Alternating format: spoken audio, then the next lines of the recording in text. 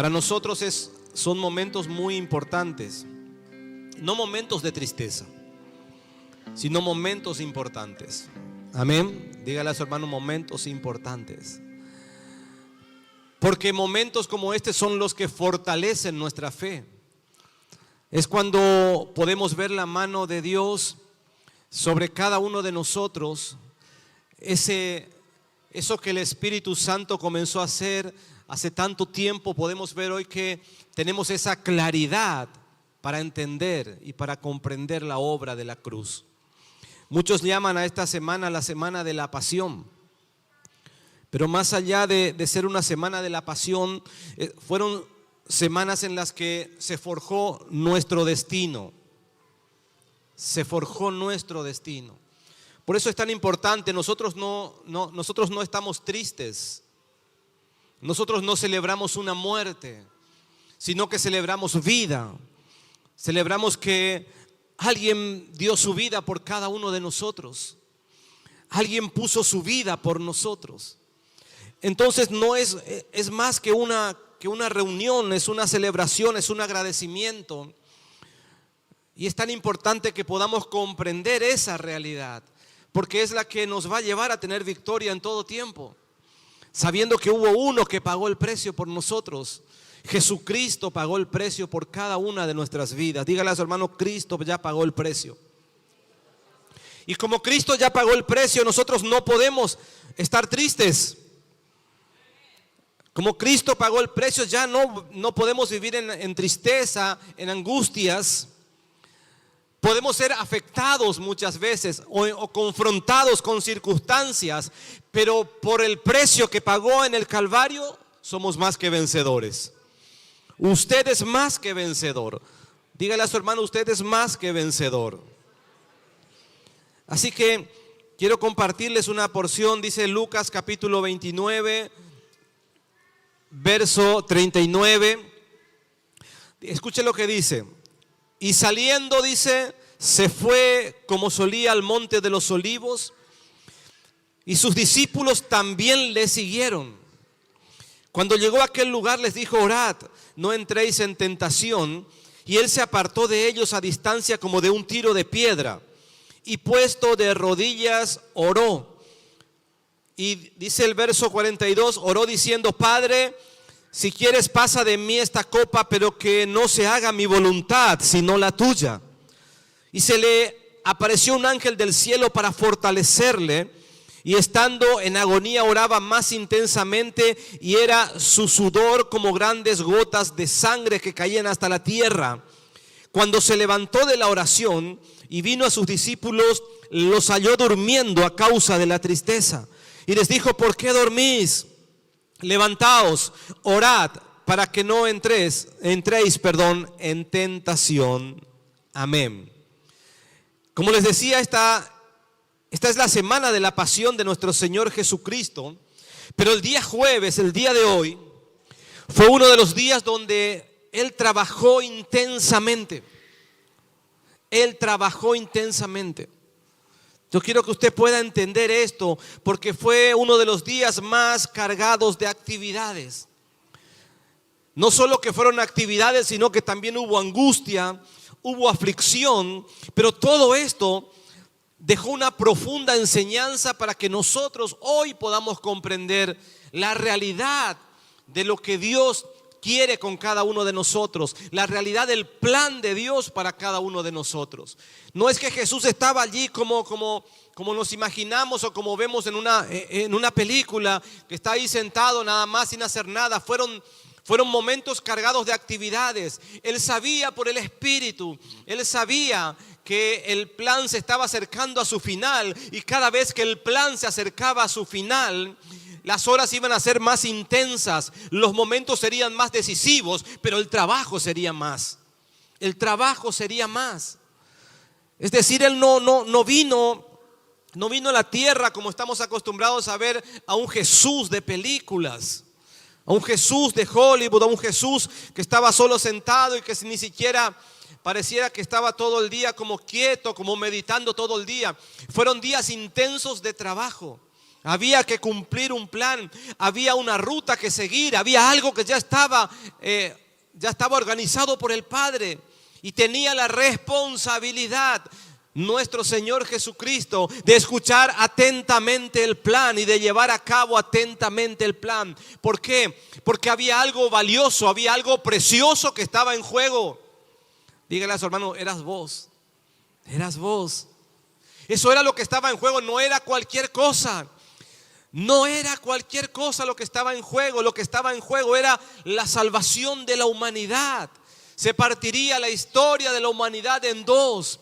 Habría un acceso al Padre directo. Ese era el trabajo que estaba haciendo. Y eso es lo que tenemos que entender. Días cargados de actividades. El día de hoy Jesús dice que tomó la última cena con sus discípulos. No solo tomó la cena, sino que se levantó a lavar los pies a sus discípulos y les da un nuevo mandamiento: que os améis unos a otros como yo os he amado. Ya no es simplemente al prójimo como a uno mismo, sino amar al prójimo como Dios nos amó a nosotros. Y Jesús demuestra esto lavando los pies de los discípulos, diciéndoles que Él no vino a servir, no vino a ser servido, sino vino a servir.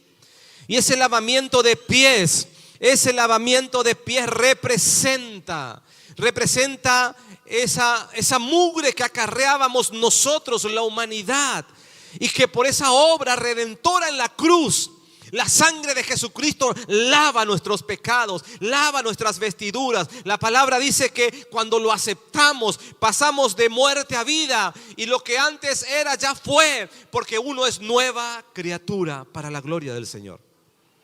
¿Me está entendiendo? Amén. Así que ese día Jesús se preparó en oración, porque ese día Él no solo compartió la cena, lavó los pies a sus discípulos, sino que fue a un lugar que representa para nosotros algo muy importante. Él fue al Getsemaní. Él sabía, se preparó en oración. Él tenía que enfrentar. Yo quiero que usted pueda entender esto, porque era la hora que se venía sobre él de beber la copa de la ira. Tenía que beber para pagar el precio por nuestra salvación y nuestra redención. Un día como hoy, él ya sabía que su hora había llegado. El momento había llegado. Entró de una manera triunfal a Jerusalén. Todo el mundo lo alababa, todo el mundo lo ovacionaba. Pero él sabía que terminaría siendo entregado por uno de los suyos y por gran parte del pueblo tomado espiritualmente. Dirían: crucifícale, crucifícale, cuando días atrás lo estaban adorando y estaban exaltando su nombre.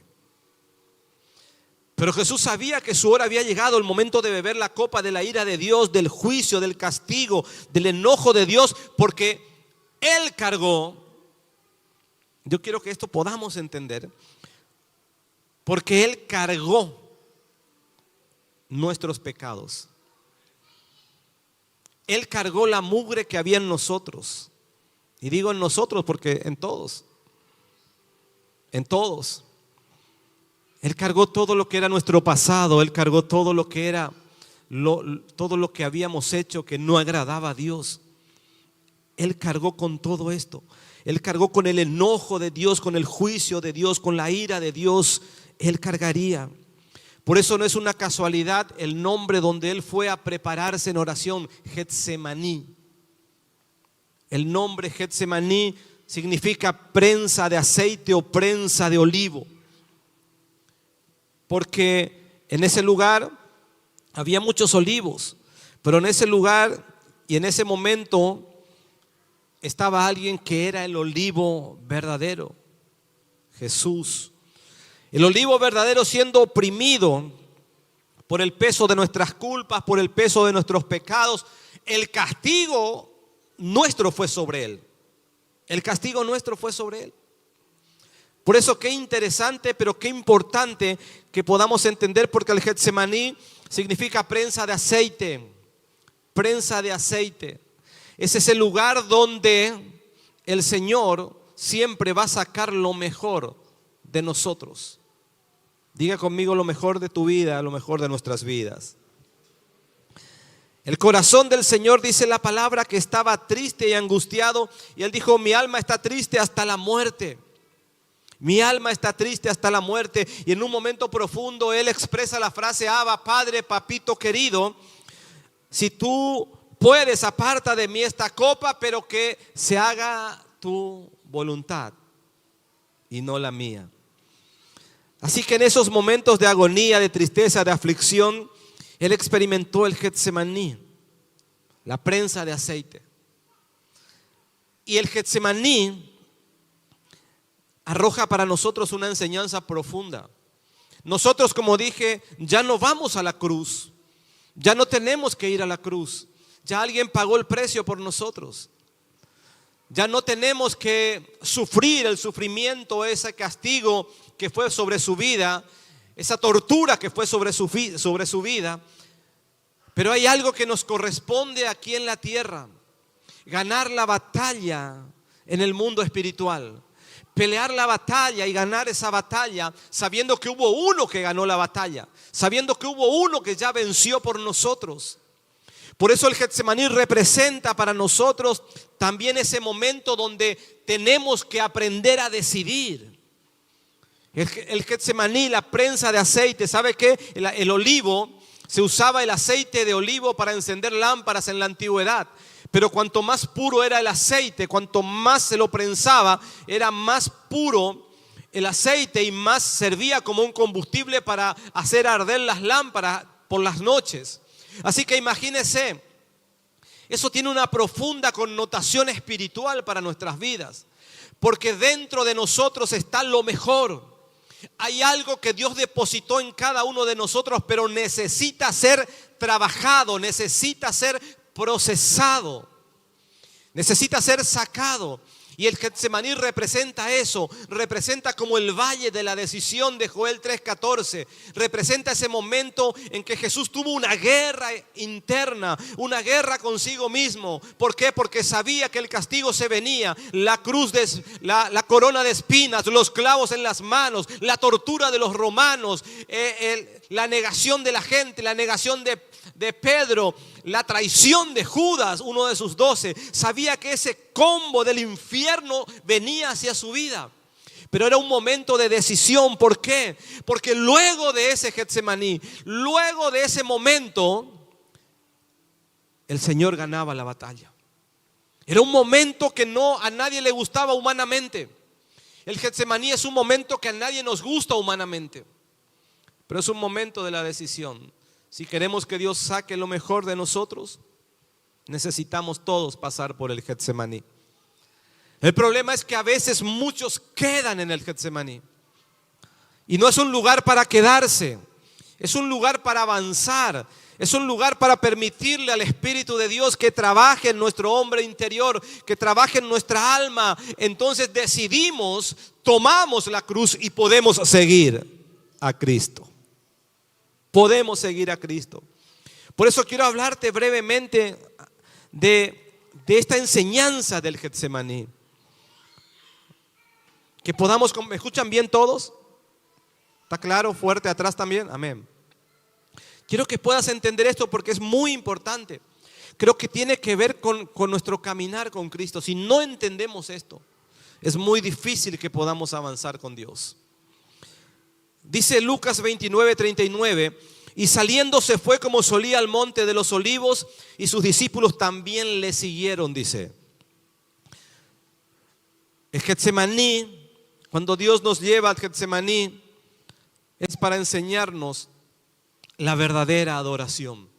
Porque adorar no es cantar solamente como hacen nuestros hermanos. Adorar es una vida en la que el Señor quiere introducirnos, una vida de adoración. Por eso este pasaje habla, Jesús no fue solo al Getsemaní, se llevó a los discípulos, porque había que enseñar, algo tenían ellos también que aprender. Y hay algo importante, el Getsemaní, todos seremos llevados al Getsemaní en algún momento, porque ahí es donde nos enfrentamos a nuestra naturaleza humana, al alma, al alma que muchas veces es la que está predominando en nuestras vidas y no le permite al Espíritu de Dios que obre en nosotros. Al alma que no quieren entrar en momentos de tristeza, de aflicción, de angustia, porque son los momentos donde el Señor no es que son momentos para destruirnos, sino es un momento para sacar lo mejor de nosotros. Porque la que sufre es el alma, la que sufre la angustia o la aflicción o la tristeza es el alma.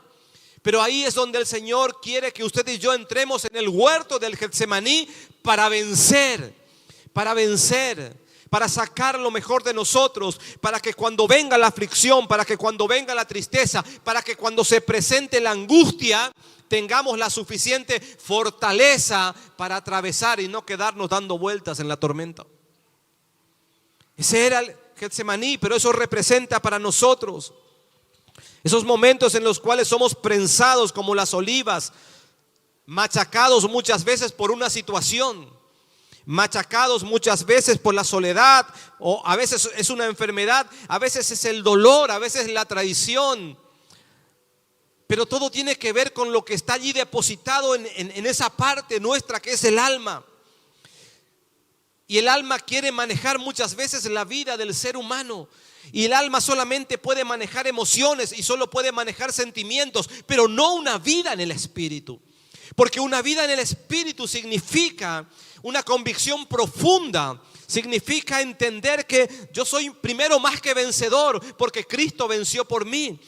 Pero también significa una vida de adoración, de búsqueda y de rendición. Pero el alma muchas veces quiere manejar la vida del cristiano. Y la quiere manejar con emociones, con sentimientos. La quiere manejar con todas aquellas cosas que son variables, que no son estables y que no nos permiten ser personas de victoria, ser personas que avanzan. Pero allí en el Getsemaní es donde somos machacados para sacar lo mejor de nosotros. Diga lo mejor de nosotros. Levítico 24:2 dice: manda a los hijos de Israel que traigan para el alumbrado aceite puro de olivas machacadas para hacer arder las lámparas continuamente. Porque esa adoración, esa búsqueda y esa entrega no puede venir del alma. Porque cuando la búsqueda, la entrega, la adoración viene del alma, no va a ser constante, va a tener fecha de caducidad, va a tener fecha de vencimiento. Pero cuando la adoración viene del Espíritu, viene de lo más profundo de nuestras vidas, viene de una vida rendida al Espíritu de Dios, ahí es cuando sale lo mejor de nosotros y podemos adorar en espíritu y en verdad. Es lo que el Señor está buscando de cada uno de nosotros. Nada que venga del alma, sino que venga del Espíritu. Son los momentos en que el Salmo 34:1 se hace una realidad. Bendeciré a Jehová en todo tiempo. Su alabanza estará de continuo en mi boca. Es decir, no necesariamente cuando todo va bien, porque tenemos como una costumbre de creer que solamente damos gracias cuando va bien. Pero el salmista dice: de continuo en mi boca estará mi agradecimiento, mi alabanza. Es decir, no solamente cuando vaya todo bien, sino también cuando haya momentos en que tengamos que entrar al Getsemaní. Porque los momentos que entramos al Getsemaní son para victoria. A veces nosotros pensamos que son los momentos duros o que son momentos que son para destruirnos. Pero quiero decirte algo, mi Biblia dice que todavía no se armó, no se fundó, no se inventó el arma para destruirte. Dígale a su hermano, el arma para destruirte no se inventó. Por eso necesitamos entender esto. Esos momentos de aflicción, de crisis, de angustia, son los momentos del Getsemaní, donde va a salir lo mejor de nosotros. Cuando Dios permite que nuestra vida sea prensada como la oliva, no es para destruirnos, es para sacar de nosotros el aceite que hará arder en nuestro corazón la lámpara de la adoración. La lámpara de la adoración. Sigue diciendo Lucas 29:41. Y él se apartó de ellos como a un tiro de piedra, y puesto de rodillas oró diciendo: Padre, si quieres pasar esta copa de mí, pero que no se haga mi voluntad, sino la tuya. Sino la tuya. ¿Cuántos están felices esta noche? No estamos celebrando muerte, ¿eh? No estamos celebrando muerte. Estamos celebrando vida, y vida en abundancia. Por eso mañana no es un día para estar tristes. Hoy no es un día para estar triste. La religión nos enseñó que no corras, no comas, no hagas, no esto, no aquello, porque le está haciendo a Jesús. Jesús ya está a la derecha del Padre. Él murió una vez y no existe más sacrificio. Nosotros no podemos hacer otro sacrificio. Él ya lo hizo y pagó el precio. Por eso cuando Dios nos lleva al Getsemaní, es para enseñarnos a ser obedientes y aceptar la voluntad de Dios. La voluntad de Dios. Jesús sabía que todas las cosas para el Padre eran posibles, pero aún así fue obediente hasta la muerte y muerte de cruz. Aún así fue obediente. ¿Por qué? Porque tenemos que aprender, como lo hizo Él, a aceptar la voluntad del Padre. Tenemos que tener un bendito sea Dios. Si Dios quiere, bendito sea Dios. Si Dios no quiere, bendito sea Dios, porque Él conoce todas las cosas. Él conoce todas las cosas. Y la fe verdadera se demuestra no cuando ocurre lo que queremos. La fe verdadera comienza a hacerse fuerte en nosotros cuando con humildad decimos: Señor, que sea tu voluntad. Que sea tu voluntad. Y quiero terminar porque el Getsemaní enseña que las batallas se ganan primero en oración. En oración. Entonces dice: vino a sus discípulos, Mateo 26, 45, y les dijo: dormid ya y descansad. He aquí ha llegado la hora, y el Hijo del Hombre es entregado en manos de pecadores. Levantaos, vamos, ved, se acerca el que me entrega. Después de ese tiempo de oración, de angustia, Jesús se levanta con determinación. Luego que la Biblia dice que transpiró gotas de sangre, y eso está comprobado. Científicamente, una persona que está presionada emocionalmente puede llegar a sudar gotas de sangre por la mucha presión emocional. Así que Él se levantó luego de ese tiempo de oración, de agonía, y fue con determinación ¿a qué? A enfrentar la cruz, a enfrentar lo que tenía que enfrentar. Por eso es que esto nos deja una enseñanza muy importante. La batalla espiritual Él no la ganó en el Gólgota, la ganó en el Getsemaní. Porque las batallas no se ganan sino en el Getsemaní, sino en el tiempo de la oración, sino en el tiempo de la búsqueda. Todos dicen: Jesús venció y ganó la batalla en el Gólgota, en la cruz. Claro, ahí la obra fue terminada, la obra fue concluida. Pero la batalla la ganó en el Getsemaní, cuando Él tenía la posibilidad de renunciar sabiendo lo que se venía. Sin embargo, se fortaleció en la oración, se fortaleció en la búsqueda, se levantó y comenzó a caminar hacia la cruz. Las batallas se ganan en el Getsemaní. Ahí fue donde Él rindió su voluntad al Padre. Si no pasamos por los Getsemaní en nuestras vidas, es muy difícil que podamos tener victoria. Porque la victoria sobre la tentación se gana en la oración. La victoria sobre el pecado se gana en la oración. La victoria sobre el miedo se gana en la oración. La victoria sobre las pruebas se gana en la oración. Allí en el Getsemaní, donde comienzo yo a ser prensado y sale lo mejor de mí. Ya lo del alma queda prácticamente abolida, pero lo del espíritu comienza a crecer. Lo del espíritu me da fuerza. Lo del espíritu me lleva a enfrentar. Lo del espíritu me hace un hombre valiente. Necesitamos pasar por el Getsemaní. Hay un Getsemaní espiritual que siempre vamos a pasar. Si Jesús hubiese dicho no al Getsemaní, no había cruz. Si no había cruz, no había salvación. Si no había salvación, estábamos perdidos. Por eso el Getsemaní representa lo más importante. Es como el valle de la decisión. Allí en la oración, en la búsqueda, donde aprendo a amar. Jesús sabía que uno de los 12 que le lavó los discípulos, uno de los 12 discípulos, alguien le traicionaría. Él sabía que mucha de la multitud, cuando sacaron al preso, a Barrabás, y lo pusieron a él, dirían: crucifícalo a Jesús, suelten al ladrón, suelten al ladrón. Porque la gente no estaba entendiendo. Suelten al ladrón, suelten al mentiroso, pero a la verdad mátenla. Suelten al mentiroso, pero a la verdad mátenla. Y es lo que hace el enemigo hasta el día de hoy.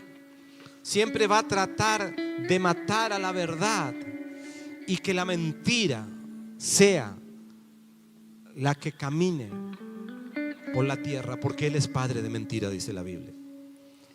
Siempre tratará de que la verdad sea reducida y que la mentira predomine. El problema es que la mentira nunca llega, siempre, como dice el refrán, tiene patas cortas. La mentira siempre saldrá a luz, sea hoy, sea mañana, sea cuando sea. La mentira siempre tiene fecha de vencimiento. Y el problema es que cuanto más se extiende, cuanto más alto la mentira se va, es cuanto más fuerte cae, cuanto más vergüenza pasa. Por eso tenemos que elegir la verdad. Porque la Biblia dice: conoceréis la verdad y la verdad os hará libre. La verdad os hará libre. La gente prefirió y prefiere hasta el día de hoy una mentira disfrazada de verdad y no ver la verdad como tiene que ser, porque la verdad es la palabra. Y vemos a nuestro alrededor muchas mentiras disfrazadas de verdades, pero hay una sola verdad, la que dice la palabra. Jesucristo es la verdad. Jesucristo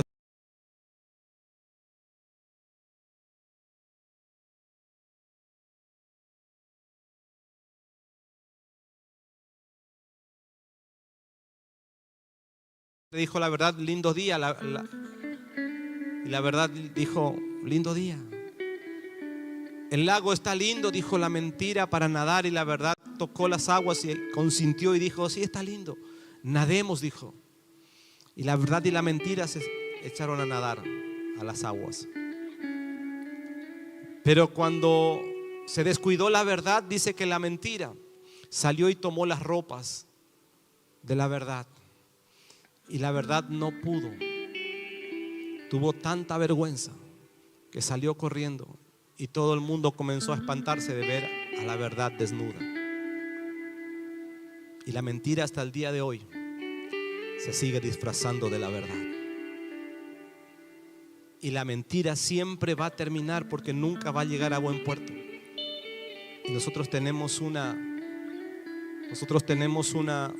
mandamiento.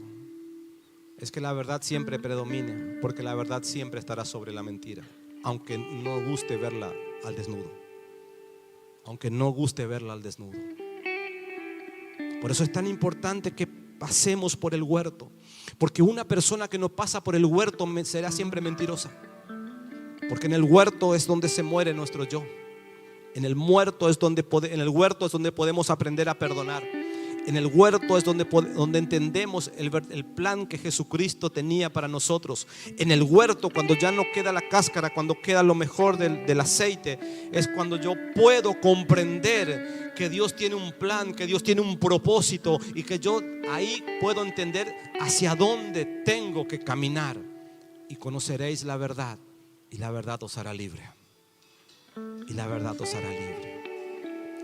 Por eso esta noche vamos a compartir la cena, porque Él dijo: no dejen de hacer esto en memoria de mí, para que la verdad nunca deje de predominar, porque Jesucristo es la verdad. Jesucristo es el camino. Pero necesitamos, dice el apóstol Pablo en 1 Corintios 11, entender algo. Él dijo: cuando ustedes van a compartir la cena, no la compartan sin entender estas cosas. ¿Qué era lo que había que entender? Entender que Jesucristo es el camino, la verdad y la vida. Entender esto. Entender que Él es el que pagó el precio por cada uno de nosotros. Y que no tomemos a la ligera como que un acontecimiento más que ocurrió, como un año más de Semana Santa, un año más del feriado largo, un año más donde podemos tomarnos un tiempo de relax. No, que podamos entender acerca del plan de salvación, acerca de ese plan de salvación. Tomar a la ligera es no tener en cuenta todo lo que ocurrió en la semana de la pasión, lo que Jesucristo trabajó por nosotros hasta el final, desde la entrada triunfal hasta el Gólgota y el domingo resucitando y entregándonos las llaves de la vida a la iglesia, porque tú eres Pedro y a ti te daré las llaves. Y nos dio poder, nos dio autoridad, que hoy necesitamos entender si logramos sumergirnos en la verdad. Por eso esta noche no es una noche cualquiera. Él dejó en el Getsemaní palabras precisas. Nos enseña que hay una adoración que Él espera de nosotros, no la del alma, no la por obligación, sino una adoración continua. Nos enseña que hay que aprender a ser obedientes y aceptar la voluntad de Dios, pero también nos enseña que las batallas se ganan en oración, ahí en el Getsemaní. Ahí es donde somos fortalecidos y podemos levantarnos de cualquiera sea la situación. Escuche bien lo que le digo, cualquiera sea la situación, porque Jesús venció todo. Y si Jesús venció, usted y yo somos más que vencedores. Usted y yo somos más que vencedores. Usted y yo somos más que vencedores. Usted y yo somos más que vencedores. Y no estamos tristes, estamos alegres.